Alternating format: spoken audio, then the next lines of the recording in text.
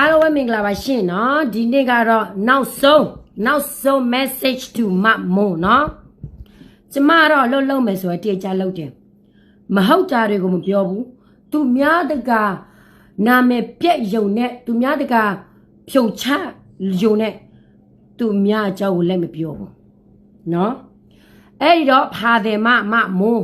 ဖေးလို့နော်ဒီမှာနေအဲ့ဒီဖို့ငါ့ကိုစီခေါ်ထားတယ်နော်နေစီခေါ်ထားတဲ့ဖို့အမငါ comment တွားရေးတယ်ငါ comment တွားရေးတယ်နော်ပြီးတော့အဲ့ဒီ comment မှာလဲငါနှစ်ခါတင်ပြီး live ပေါ်မှာနော်ပြီးတော့လဲဗီဒီယိုလဲငါပြတင်တယ်နေဘာမှပြမပြောဘူးနော်နေပြောတော့အဲ့ဒီအဖိုးကြီးကိုအဲ့ဒီကိုတူလေအာဒီကြိုက်ထားတဲ့လူ10ယောက်ကထိုင်းနိုင်ငံမှာသူများဖမ်းပြီးတော့တယောက်ကို8000ဘတ်8000နဲ့တွားရွေးရမယ့်ကိစ္စနော်နေရအဲ့ဒီကိစ္စကိုဟုတ်တယ်ဆိုရင်နေဘာမှအခက်အခဲမရှိဘူးချပြဖို့အတွက်နော်နေမေးတယ်ငါအဲ့ဒီအဖိုးကြီးအတက်ကိုတန်ကိုယူလာပြီးတော့အဲ့ဒီပက်ဆန်ကိုငါပြပေးမလားဆိုပြီးတော့ငါ reply လုပ်ပြီးအဲ့ဒီအဖိုးကြီးအတက်ကိုငါတာကိုယူတယ်ဒီပက်ဆန်ရှစ်တောင်းလဲငါပြပေးမယ်လို့ငါဂတိပေးခဲ့တယ်နေဘာမှပြမပြောဘူးနော်နေပြမပြောဘူးဆိုတော့နေပြောနေတဲ့သတင်းတွေကအမားပေါ့ဒီမှာကောင်မနေလက်ပြောသလိုနေရှက်ပြောသလိုမျိုးလေနေငါနဲ့ဆိုရင်နေတက်တယ်မရှိဘူးဆိုရင်နေကဘလောက်စင်တန်းအောက်တန်းကြအစုံရောက်တစ်ဖက်ပိတ်ဘောမလဲဆိုတာနေကိုနေတိပြည်သူကိုလည်းတိတယ်နော်နေပြောတဲ့စကားတွေကတော့နေလိုက်ပေါ်မှာညဲဆိုပြီးတော့ဘာဖြစ်လို့ပြပြောမြင်ရတာလဲဘာဖြစ်လို့ comment တော့မှပြရေးမနိုင်ရတာလဲ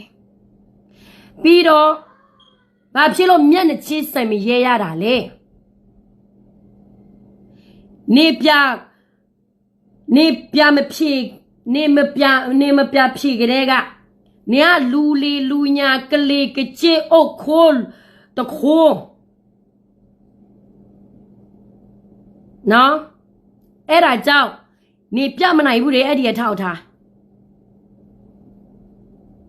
အဲ့ဒီကိစ္စလက်ပြီးတော့ပြောစရာမလိုဘူးSCWကိစ္စတော့ဘာတော့ SCW နစ်ဖေကိုလိုပြီးတော့ထွက်ပြေးသွားပြီဘာဖြစ်လို့လဲနေမှာအုံနှုတ်ရှိလို့အတိအညာရှိလို့ပညာတတာပိုပညာတက်လို့တိလားသူများတယောက်ပြီးတယောက်လိုပြီးတော့လေထွက်ပြေးနေရထော့ဖို့အဆင့်ဒီလိုထော့ဖို့အဆင့်ကမြန်မာနိုင်ငံတနိုင်ငံလုံးလောက်ပေးမယ်နေပြောတဲ့နေရအလားတနိုင်ငံလုံးအတွက်လူမျိုးပေါင်းစုအတွက်လူမျိုးမခွဲခြားနေလူမျိုးခွဲခြားမခွဲခြားငါစိတ်မဝင်စားဘူးငါလည်းသူများလူမျိုးကိုလိုက်ပြီးတော့စော်ကားနေတာမဟုတ်ဘူးဒါပေမဲ့အဲ့ဒီတော်လာရေးမှာကိုလူမျိုးအတွက်ကိုလှုပ်ပေးရမှာပဲတခြားလူမျိုးအတွက်ကိုမစေးစားရကိုလူမျိုးအတွက်ကိုအရေးစေးစားတာကိုအပြစ်ရှိလို့လားကိုကအစောရောက်နေတာလားငါတို့ကလေသူများနာမည်ကိုတက်ပြီးတော့လူခံမစားဘူးကိုအားနဲ့ကိုလှုပ်တယ်ကျမပြောရမယ်ဆိုရင်အဲ့ဒီကောင်မလေငါတော်ဆန်းစုကြည်ကိုစော်ကားရတာဒီကောင်မကြောင့်ပဲဘာဖြစ်လို့လဲ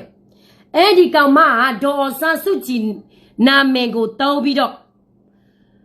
ဒေါ်ဆန်းစုကြည်နာမည်ကိုအလူခံပြီးတော့တော်လာရေးလှုပ်စားနေတာအမတကယ်ဆိုရင်ဒေါ်ဆန်းစုကြည်အကြောင်းသူဘာမှမသိဘူးဘာဖြစ်လို့လဲ तू ကမြန်မာနိုင်ငံမှာငါတန်းတော့မအောင်တဲ့ကောင်မတယောက်ကဒေါ်ဆန်းစုကြည်အကြောင်းအပြည့်ဆိုဘယ်လိုသိမှာလဲ ဒီဟာဒေါ်ဆာစုကြည်အောင်ဆန်းရဲ့သမီးကောင်းဟောကောင်းဆောင်ကောင်းတယောက်ရဲ့သမီးပြီးတော့အောင်ဆန်းဒေါ်ဆာစုကြည်အင်္ဂလိပ်မှာကျောင်းပြီးတယ်ပြီးတော့ဒေါ်ဆန်းကျူစုကြည်ကောင်းတဲ့ကောင်းဆောင်တယောက်ပြတ်သားတဲ့ကောင်းဆောင်သူများဒီလိုမျိုးပြောတော့လဲသူယုံတော့သူယုံပြီးတော့အဲ့ဒီစကားကိုပဲသူလိုက်တောင်းပြီးတော့ဒေါ်ဆာစုကြည်နာမည်အလွဲသုံးစားလောက်တာအမဒီကဲဆိုရင်အဖွားကြီးတယောက်80နှစ်အဖွားကြီးတယောက်ကိုမဆဲချင်ပါဘူးဘာဖြစ်လို့လဲသူကနိုင်ငံရေးလောက်တာမာလာငါတို့ကရေလူမျိုးအတွက်မဟုတ်ဘူးအဲ့ဒီတော့သူ့အကြောင်းတော့မှကိုမစည်းစားဘူးကိုမစည်းစားတဲ့အဖြစ်လဲကိုမစော်ကားခဲ့ဘူးဒီဖာတယ်မကြောက်ဒီမေလိုဖေလိုမကြောက်ဒီဆောက်ရှက်မရှိအစင်အတမ်းမရှိအသိညာပေမရှိဘဟုတုတနေတဲ့ကောင်မကြောက်ငားလေဒေါ်ဆာစုကြည်ကိုဆဲရတယ်နော်အော်ဆာအကြောင်းလဲ तू ဘာမှမသိဘူးဘာတမိုင်းမှ तू မသိဘူးငါတော့ကြည်တော့အကြောင်းတော့မှတွားပြီကြည်ကြောင်းတော့မှတခါမှမနေဘူးတဲ့ကောင်မကြည်တမိုင်းတော့မှတခါမှမသိဘူးတဲ့ကောင်မတော်လာရေးထဲမှာဝင်နေကြတဲ့ကဒီမြန်မာတနငယ်လို့အလန့် तू ပြောတယ် PDF အလန့်မြန်မာတနငယ်လို့ပြည်သူအကုန်လို့အလန့်ကိုတဲ့ဒါနော် तू ပြောတယ်तू ကလူမျိုးမခွဲခြားဘူးဘာသာမခွဲခြားဘူးလူမျိုးပေါင်းဆို तू ဘယ်လိုပြောလဲကောင်းတဲ့ကောင်မတယောက်ပေါ့မထင်နဲ့စိတ်ကောင်းတဲ့လူတယောက်ဆိုရင်လူတိုင်းကိုလိုက်မဆဲဘူးကုသိုလ်လူနေတဲ့လူတွေထောက်ဖို့တွေကိုလည်းနေလက်မဆဲဘူးတိလားကောင်မနေ့ရက်စင်တာခွေးချီးပဲကျမကကြည်ဘက်မှာရက်တည်နေတာကြည်မတယောက်အနေနဲ့ကျမရက်တည်နေတာကချင်မတချို့ကချင်မလည်းဒီလိုပဲချင်းမလည်းဒီလိုပဲရက်ခိုင်လိုက်ဒီလိုပဲသူတို့သူများအတွက်မရက်တီခင်သူရဲ့လူမျိုးအတွက်သူရဲ့ရက်တီမှာပဲနေလိုမျိုးအစုံရောက်တဲ့ကောင်မထဲမှာငါမပါဘူးကောင်မရဲ့ငါပက်ဆာလွဲထားပြီးထားနိုင်ငံမှာရှစ်တောင်းလွဲထားပြီးတသိန်းလိုချင်လို့လားလွဲထားပြီးနော်ဒီအဖိုးကြီးသွားထောက်နေတဲ့အဖိုးကြီးတယောက်ကဘယ်ထားနိုင်ငံကစခန်းလေစခန်းနာမည်ပါလေဘယ်နေရာလဲဘယ်နေရာသူများဖားနေတာလေလာပြငါပက်စာကိုလို့ပေးမယ်အဲ့ဒီအဖိုးကြီးရဲ့တက်ကိုလဲငါတာဝယူတဲ့ကောင်မရဲ့နေပြမနိုင်ဘူးဆိုရင်နေကကလေးကချင်းအောက်ချမြစ်ပေါက်စာကုံမြင်လေးကောင်မတယောက်ပဲခွေးမတယောက်ပဲငါမြင်မယ်နော်နေရအလားတနိုင်ငံလို့အလားလားလီအလားလားဟာခွေးအလားလားငါစောက်ကျူမဆိုင်ဘူးကျမရဲ့ကရင်အလားလေငါအတွက်အရေးကြီးဆုံးပဲငါကရင်လားနဲ့အတွက်သုံးမဝင်ဘူးဆိုရင်နေငါကျမရဲ့ကရင်ပြည်နယ်မှာလာမပတ်တဲ့နဲ့အဲညူကြီးရှိနေတဲ့ငါတို့ကရင်ပြည်နယ်မှာအကိုလို့ထွိုက်ခိုင်းလိုက်ပြီးတော့ PDF တွေလည်းကျမတို့ကရင်ပြည်နယ်မှာမလိုလားဘူးထွိုက်ခိုင်းလိုက်ကရင်မကောက်ဘူးလေကရင်တွေကမပြတ်သားဘူးလေဘာဖြစ်လို့ PDF တွေကငါတို့ကရင်ပြည်နယ်မှာလာပြီးတော့အသိခံနေရတာလေဟမ်အသိခံနေရတာလေနေတော့လှုပ်ရှားနေတာလားပြောစမ်းငါတို့ကရင်မကောက်ဘူးနေပြောနေတာပဲလေစက်တော့မကြဘူးမေလို့တွေဆိုအေးမေမလို့တဲ့နေရာကိုသွားငါတို့ကရင်ပြည်နယ်မှာမနေနဲ့ငါတို့ကရင်ပြည်နယ်မှာမထီးနဲ့ငါတို့ကရင်လောက်ငါတို့ပဲလောက်မယ်ကရင်ရင်ငါတို့ပဲရေးမယ်လာပြီးတော့စောကမလုံးနဲ့ကရင်အလာတော့မှနဲ့အတွက်အတောင်းမဝေဘူးဆိုရင်နေကကရင်မဟုတ်တော့ဘူးလေအဲ့ဒါကြောင့်ကရင်ပြည်နယ်ပတ်တဲ့ဟာကိုလုံးနေပါဇပ်ပိတ်မပြောနဲ့နေနဲ့မတန့်ဘူးခွေးတောင်စားဗမာကျွန်းနော်ငါတော့မလေအောင်ဆန်းစုကြည်အကြောင်းတို့အမြပြဖခဲ့ဘူးတဲ့ သူရဲ့ဗမာလူမျိုးအတွက်သူရဲ့မြန်မာနိုင်ငံအတွက်သူအကျိုးရှိမယ်ကောင်းတဲ့ကောင်းဆိုတရားဖြစ်ခဲ့မယ်ဒါပေမဲ့ငါတို့ကရဲ့အတွက်ဘာအကျိုးမှမရှိခဲ့ဘူးအဲ့ဒီတော့ငါတို့မလေးစားဘူးတွားပြီးလည်းမစော်ကားချင်ဘူးတိလားဒေါ်ဆန်းစုကြည်ကိုငါမဆဲချင်ဘူးငါကောင်းတယ်မှလည်းငါမထည့်ချင်ဘူးဒီဖာတယ်မအတိအညာမဲ့ပညာမဲ့ဘဟုသုတမဲ့ဒီကောင်မကြောင့်အောင်ဆန်းစုကြည်ကိုငါစော်ကားခဲ့ရတယ်အဲ့ဒီကြောင့်လဲငါတောင်းမှန်တယ်ဒီဒေါ်ဆန်းစုကြည်ကတေးပြီလားမတေးဘူးလားငါတို့တော့မှမသိဘူးနော်ဒါပေမဲ့ကျမပြောချင်တာက NUG လူတွေပြီးတော့ဗမာလူတွေနေတော့အမေစုကိုချစ်တယ်ဆိုရင်သူများကောင်းဆောင်ကိုလေးစားတတ်အောင်နေသူများကောင်းဆောင်မကူညီစေချင်ဘူးမလေးစားစေချင်ဘူးဆိုရင်လာပြီးတော့ပြလာမစဲနဲ့ဆဲမယ်ဆိုရင်သူများပြဆဲမှာပဲအဲ့ဒီတော့နေတော့ပြောမယ်အဲ့ဒီကောင်မအမေစုကိုတအားစော်ကားနေတဲ့ဗာရင်းညာတွေငါကောင်းဆောင်လာမစော်ကားဘူးငါကကြီးပြည်နယ်လူတွေကိုလာမစော်ကားဘူးဆိုငါပြစော်ကားစရာအကြောင်းမရှိဘူးသိလားဒါကိုနေတော့တိဖို့ကရင်လာကနဲ့အတွက်ကြိုးမဝင်ဘူးဆိုရင်ရှိနေတဲ့ PDF ငါရဲ့ကရင်ပြည်နယ်မှာအကလို့ထွက်ခွာအကလို့ထွက်သွားမလိုဘူးညူဂျီလူလည်းမလိုဟမ်အလိုမရှိဘူး PDF လည်းအလိုမရှိဘူးဘာဖြစ်လို့လဲသူတို့ကတလောက်ထိငါတို့ကရင်ပြည်နယ်ကိုတလောက်ထိစော်ကန်တာဘာဖြစ်လို့နေရတာလဲမနေနဲ့နေတော့တက်လာကပဲပေးရမယ်နော်ဒီကောင်မပြောသလိုပဲငါတို့ကားစော်တယ်မကားဘူးမပြတ်သားဘူးစိတ်တတယ်မလုပ်ဘူးပါတယ်ညာတွေများနော်တလောက်ထိပြောမယ်ဆိုမနေနဲ့ထွက်သွားနော် CDM လား MOD ဟာ MOD လား NUG လား PDF ပူပေါင်းမေးလားငါတို့ကရင်ပြည်နယ်မှာမနေနဲ့ငါတို့အစော်ကားမခံချင်ဘူးနော်ဒီအလားလေသဘောအလားနေတော့အလားဒီအလားပြည်သူအလားပြည်သူကကွယ်ရဲ့အလားလားဘယ်လိုကျမအတွက်ဆိုရင်လေသဘောအလားမယ်ဒီလားငါရဲ့တဲ့လားဒီမှာကျမရဲ့အလားနော်ငါရဲ့ကရင်အလားကိုစော်ကားတယ်ငါရဲ့ကရင်အလားကိုအတော့နေတော့ခေါင်းထဲမှာအတော့မွေဘူးဆိုရင်နေတော့အလားလဲငါအတွက်ဘာမှအတော့မွေဘူးလူဆိုတာလေးစားမှုဆိုတာနှစ်ဖက်လုံးမှရမယ်နော်တစ်ဖက်သက်ဆိုရင်တော့လာပြီးတော့မစော်ကားနဲ့လူဆိုတာခံစားချက်ရှိတယ်အုံနှုတ်ရှိတယ်နေလို့ကောင်မမျိုးပညာမဲ့အတိအညာမဲ့ထဲမှာငါမပါဘူးကောင်မရငါဆက်ရဆဲမယ်ငါဆက်တဲ့ဟာထဲမှာနေဆက်ထားလို့ငါဆဲတာစကဲမွားငါကောက်ထဲမှာငါမထက်ဘူးစကဲမွားနေကောက်ထဲမှာနေမထက်ဘူးဆိုတော့ဘာဖြစ်လို့ငါနာမည်ကိုအရေးတက်ပြောနေတာလဲဘာဖြစ်လို့ငါနာမည်ကိုအရေးတက်ပြောနေတာလဲဘောမခွေးတောင်စာမဗမာချီထုတ်နော်ငါလည်းအစုံရောက်မယ်ကရင်လူမျိုးအတွက်ဘာမှကရင်လူမျိုးအတွက်ဘယ်နေရာမှာငါအစုံရောက်ငါခါနိုင်တယ်ဗမာကျွန်းနောက်ထပ်နှစ်90ကျော်ငါပြည်သူတွေကျမရဲ့ကရင်လူမျိုးတွေလုံမြောက်မယ်ဆိုရင်တော်ပြီနော်နေတို့ရဲ့ဆိုရ NUG ကလေဗမာဆိုရ NLD ရပဲအဲ့ဒီတော့ငါတို့နေတို့ကိုယုံရအောင်နေတော့ဘာတွေအသက်တင်ငါတို့ကိုထားပေးနိုင်လို့လေဘာတွေပေးနိုင်လို့ဘာမှမပေးနိုင်ဘူးအဲ့ဒီတော့စိတ်ရင်နဲ့ပတ်သက်ပြီးနိုင်ငံရင်နဲ့ပတ်သက်ပြီးတော့ငါတို့ကရင်ပြည်နယ်မှာလာမရှုံနဲ့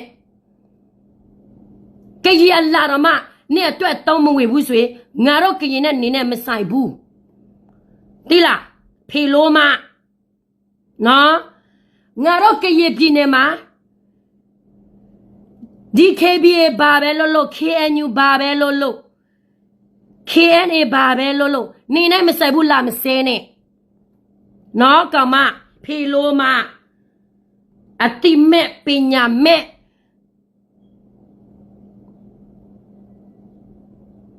ငါပြောချင်တာကလေဒီလိုထောက်ဖို့မျိုးကလေ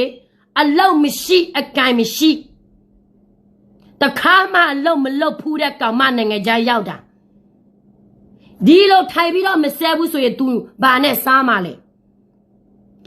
ဒီသူစားနိုင်အောင်ဘဒုနာမည်ကိုသူသုံးနေတာလေနေတို့ရဲ့အလေးစားရတဲ့ဒေါ်စားစုကြည်နာမည်ကိုဟန်ပြပြီးတော့လောက်စားနေကြတဲ့ကောင်မအဲ့ဒါကြောင့်မလို့လူများတကောင်ကိုလဲပြီးတော့စေနော်ကောင်မငါလေနင့်လိုပညာမဲ့မဟုတ်ဘူးအဲ့ဒါကြောင့်မလို့ကျမတောင်းထားနေတဲ့တက်တွေကနေမပြနိုင်ဘူးလေငါတိတာပေါ့ဒီကိစ္စမလားနေပြောရလားတည်းထဲမှာလားဆိုတာငါအကုန်လုံးသိတယ်လေအဲ့ဒါကြောင့်ငါပက်စာကုန်ခံပြီးတော့ငါအချင်းကုန်ခံပြီးတော့ငါပြောရဲတာပေါ့ငါတို့ကတက်တင်မရှိဘူးဆိုရင်မပြောဘူးနင့်လို့ကမမျိုးသူများတစ်ဖွဲ့စီကိုသူများဖွဲ့စီကိုနာမည်ပြက်ရုံတက်နဲ့လက်ပြီးတော့ shop ပြောတဲ့လူတွေမှာငါမပါဘူးဖေလို့မနော်လိုက်လွှဲတဲ့အချိန်မှာလဲနေခေါင်းမဲ့သွားရေးတယ်ကရေးလဲဖမ်းမတအင်္ဂလိပ်ရေးလဲဖမ်းမတထောက်ဖို့တယောက်အနေနဲ့အင်္ဂလိပ်နဲ့ပပတေးပါဦးနော်နေလို့စင့်တားလေကောင်မငါရှောင်းပေးလိမ့်မယ်လို့နေထင်တယ်လို့လားနေလောက်ထိစဲနေလို့မဆဲပေမဲ့ဆဲမတပေမဲ့ငါမရှောင်းဘူးဘာဖြစ်လို့လဲနေစက်တားလို့နေနိုင်တယ်လို့နေထင်တယ်လို့လားစကားပြောပြီးတာဝယူမှုတာဝခံမှုမရဲတဲ့ကောင်မကရှောင်းထားပြီးသားအနိုင်စရဲတဲ့မှာမရှိဘူးဖေလို့မနော်ဒီမှာခေါ်မဲ့သွားရေးလဲဖမ်းမတနော်နေစီခေါ်ထားတယ်ပက်ဆာငါပို့ထားပြီးနော်ပက်ဆာငါပို့ထားပြီးအဲ့ဒီအဖိုးကြီးကိုငါ့ကို message ထဲမှာလာစကားပြောခိုင်းလိုက်သူ့ရဲ့ security ကတော့မပူနဲ့ငါတာဝယူတယ်အဲ့ဒီတရားနေပြောဟာငါ shop ပြောနေပါတယ်ဆိုပြီးတော့ဝင်းမခန်းစင်ချင်ဘူးဆိုရင်ကလေးကကြက်လောက်ကိုနေလောက်လိုက်လေနေရဖီရောက်တယောက်ရောက်လာနေရဦးလေးတရားပြီးတော့နေယောက်ကြဦးကျော်သူကိုခိုင်းလိုက်လေငါနဲ့စကားလာပြောရအောင်ဦးကျော်သူပဲသွားထုတ်နေပါတယ်ဆိုပြီးတော့ဖီလိုမနော်အဲ့ဒါကြောင့်မလို့ကျွန်မပြောချင်တာကဖီလိုမနေအလောက်ကိုနေလောက်ငါတို့ကရေပြင်းနေမှာလာမစဲနဲ့တဖွဲ့စီတော့မှနေမစဲနဲ့ငါတို့ကရေရလေမစီလို့လဲဘာမှမဖြစ်ဘူးဒီတိုင်းပဲဆက်သွားမှာပဲနေတို့လည်းဘာမှမထူးဘူးအခုလည်းနေတို့တိုက်ခိုင်းနေတာပဲအဲ့ဒီတော့ငါတို့သွားတဲ့လမ်းကနေတို့အတွက်တအားပြီးတော့နောက်ဆက်ဖြစ်တယ်ဆိုရင်နေတို့ရ PDF လား NUG လက်အောက်ခံတွေလားငါတို့ကရေပြည်မှာကိုလို့ထွက်ခိုင်းလိုက်ဒါမှငါတို့ကရေပြည်နဲ့အေးမှာနော်သဘောနေတို့ဒါသဘောလေနေတော့ဆိုရနေတော့ပြပြီးတော့ဆက်ချိန်နေတာကိုပြီးတော့ငါတို့ကရေပြည်နဲ့ဆက်တော့မကြဘူးဟိုမှာဆက်တော့မကြောက်လာမပြောနဲ့ဖေလို့မလာမပြောနဲ့ငါတို့ကောင်းဆိုတာနဲ့တပည့်ကိုစားနေတာမဟုတ်ဘူးသူတို့ကြောင်းဆောက်နေတာလည်းနဲ့ပက်ဆာမပါဘူးဘောချစ်သူကြောင်းဆောက်နေတာလည်းနေသွားစော်ကားတယ်နော် DKBA ကြောင်းဆောက်နေတာလည်းနေသွားစော်ကားနေပက်ဆာတပြားမှမပါဘူးနော်ပြည်သူအတွက်လူငယ်အတွက်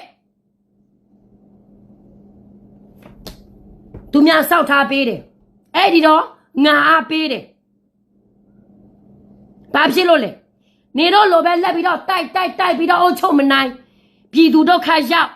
ငါတို့ကလေးတွေကကြောင်မနေရပြည်ပြက်တော်လာရေးအဲ့ဒီတော့ကရပြည်နယ်ကိုနေမစဲရအောင်နေရှိနေတဲ့ PDF တော့ကိုလို့နေခေါ်သွားမတလေးလားဘယ်မှာလဲနေပြီးတော့နာပြခေါ်သွား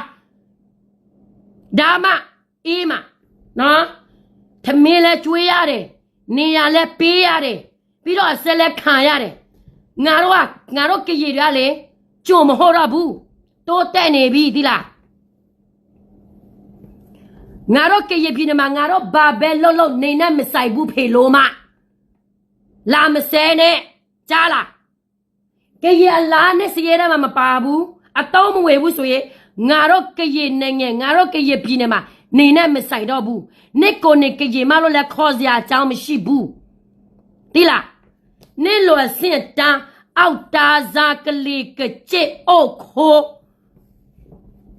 sa cầu miền lê pe nhà mà ta xia nhà mà shi oh no có từ lâu rồi mà oh no chỉ shi để nó xê ra mà ta bù nó ngà biểu thà rồi li nè lo cầu mà miêu to lại vậy đấy mà winning cái đấy à đi to lại ya biết gì đã trả bi nè bớt sa muốiဖြူတော့နေဆောက်ပမွေးဖြူတော့မလေဒီတော်လာရေးမပြီးဘူးဘာဖြစ်လဲနေရှိလို့သူများတကောင်ကိုလက်ပြီးတော့စော်ကားလို့သူများတကောင်ကိုလက်ပြီးတော့စော်ကားနေတဲ့အချိန်မှာအမှန်တရားမဟုတ်တော့ဘဲနဲ့တော်လာရေးပြက်စီော်လက်လုံနေတာဆိုတာနစ်ကိုနေမာထဲမှာပြကြည့်ဖေလို့မှငါကကြီးပြင်းနေကိုလာပြီးတော့မစဲနဲ့မကြိုက်ဘူးဆိုရင်မနေချင်တဲ့လူဆိုရင်ထွက်သွားနော်ဖေလိုမ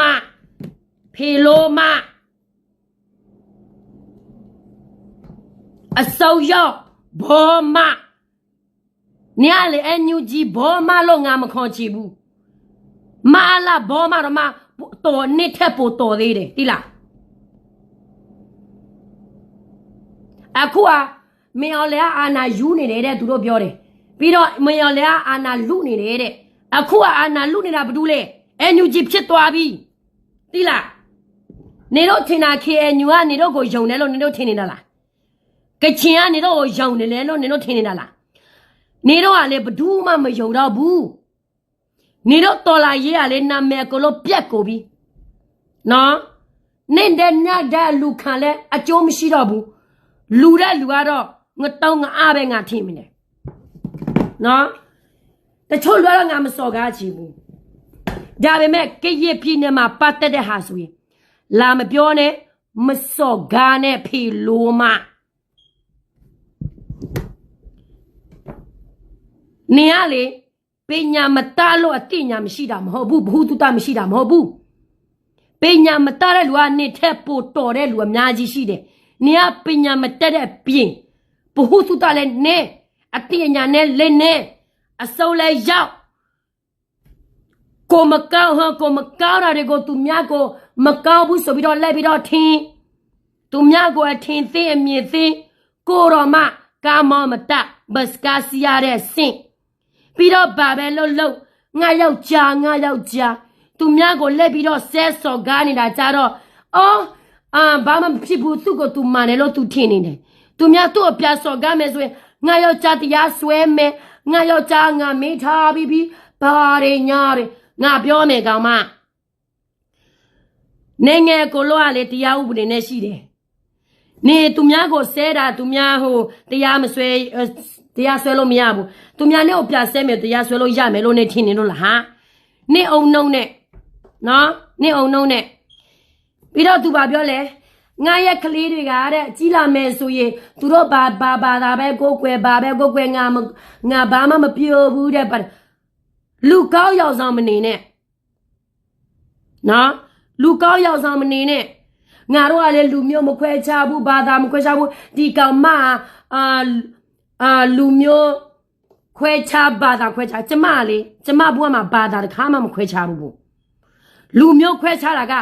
ငါရဲ့ကကြီးလူမျိုးကနာပတ်တင်ငါထားလို့ငါဒီလူမျိုးသူများမြင်မယ်ဒါမဲ့သူများလူမျိုးတခြားလူမျိုးကိုတွားပြီးတော့မစော်ကားဘူးငါကိုလာစော်ကားမယ်ဆိုတော့လေငါပြပြောမှာပဲဒါပဲလေတိလားလူကောင်းရောက်ဆောင်မနေနဲ့နေရမျက်နာလေခွေးဆောက်ပါတော့မမီဘူးတိလားပြီးတော့ရှိသေးတယ်ငါကိုဘာသာခွဲခြားဘယ်ဗီဒီယိုကကျမကိုဘာသာခွဲခြားတာနေတွေ့ခဲ့ဘူးလေငါ့ကိုလာပြ ဗမာလူမျိုးတွေကငါ့ကိုလာခေါ်မဲ့ရေးတာရေးရေးဆက်ဆက်မဟုတ်ဘူးဆိုရင်ငါပြဆဲတာရှိခဲ့ဘူးလို့လားဒါပဲနော်ဖေလို့မသူများအကြောက်ကိုရှော့ပြောပြီးတော့သူများတကာကိုလက်ဆဲကိုကွာရဟသူရဲ့ကောင်းမလို့ဘာလို့ငါလူတိုက်ကိုချစ်တယ်လူမျိုးမခွဲခြားဘူးဘာရညာတယ်နေအဲ့ဒီအလောက်ကိုနေအဲ့ဒီထောက်ပေါ်လောက်ကိုနေထိုက်စားရလို့ပေါ့နေဒီလိုမျိုးဘန်းပြလို့ရတာငါတို့ကလေပွေလေးပဲမကြိုက်ဘူးဆိုရင်မကြိုက်ဘူးဟာစောမတာဘူးဟာပြလည်းမတာဘူးတိလားအဲ့ဒါကြောင့်ငါတို့ကလူလေလူညာမျက်နာလားဆိုတာနေရကလစ်ကကျင့်မျက်နာလားဆိုတာမာထဲမှာပြကြည့်ခွေးမဖေလိုမသက်စီပြပက်စာပို့ထားပြီးဘယ်မှာလဲတက်တဲ့